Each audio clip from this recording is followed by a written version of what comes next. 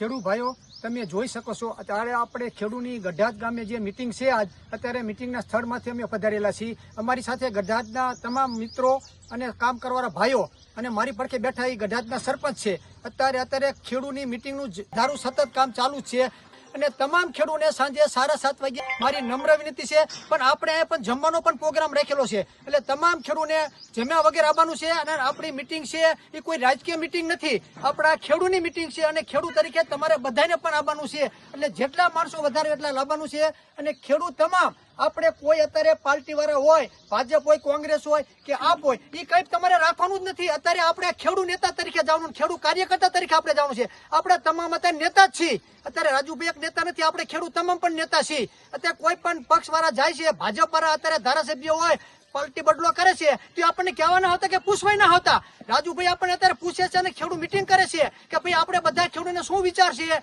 કયા પક્ષમાં જવું છે, શું કરવું છે અને આપણું કામ જે કરશે એ પક્ષમાં રાજુભાઈ જશે, મને ઘરા સુધીનો વિશ્વાસ છે। અને આપણે પણ રાજુભાઈને કહી શકશું કે તમે જે પાર્ટીમાં જાઓ છો ત્યાં તમે તમામ ખેડૂતના કામ કરવાનું છે અને તમારે કામ કરવા પડશે